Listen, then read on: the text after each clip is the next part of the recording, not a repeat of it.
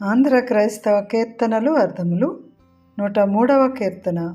నమస్కరింపరండి దావీదు పుత్రుని, కుమారుడగు దేవుడు.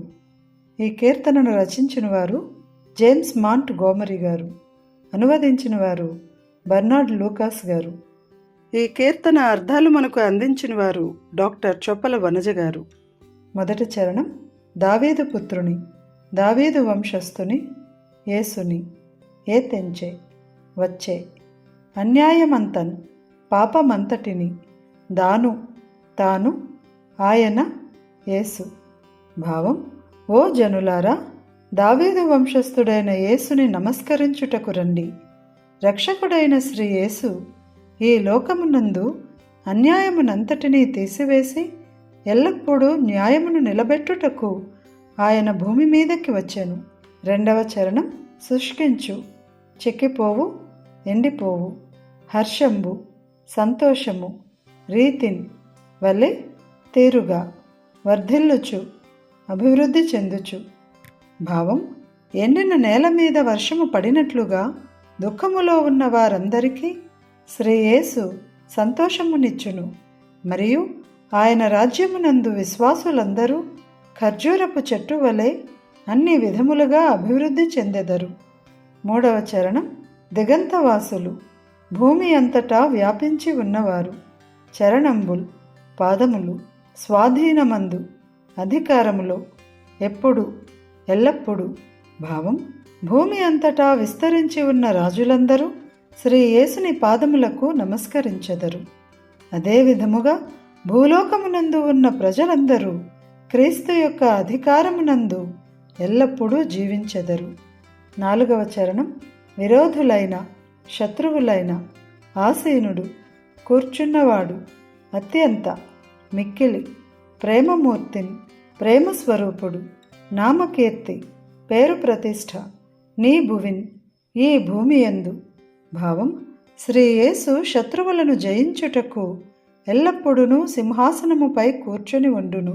మిక్కిలి ప్రేమస్వరూపుడైన ఆ ప్రభువు యొక్క దివ్యమైన పేరు ప్రతిష్టలు ఈ భూమి యందు వ్యాపించును. ఈ కీర్తనను గానము చేసిన వారు డేవిడ్ సందీప్ పల్లపు. కీర్తన విందాము. నమస్కరింపరండి దావీదు పుత్రుని, శ్రీ యేసు రక్షకుండు ఏ తెంచే భూమికి.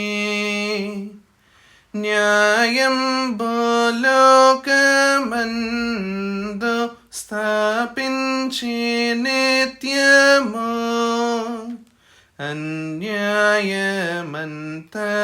అన్యాయమంతదాను పోగొట్టవచ్చెను.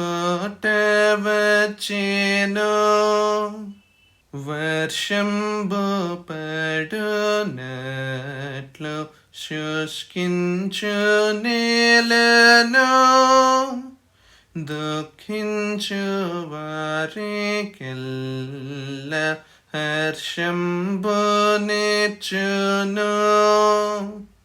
శ్రీ యేసు రాజ్యమందు సద్భక్తులందరూ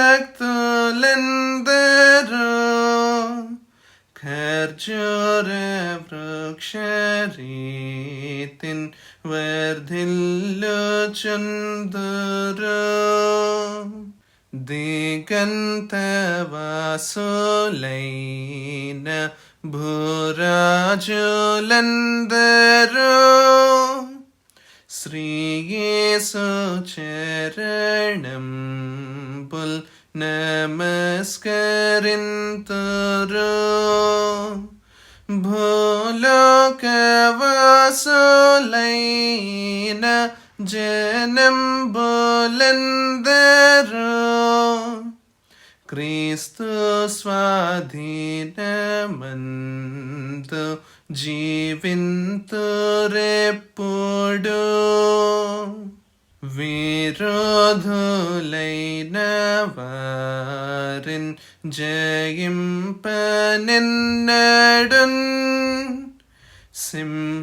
సింహాసనంబు మీద ఆసీనుడగును అత్యంత ప్రేమమూర్తి శ్రీ యేసు ప్రభువు ఆ దివ్య నామ కీర్తి వ్యాపించు నీ భువిన్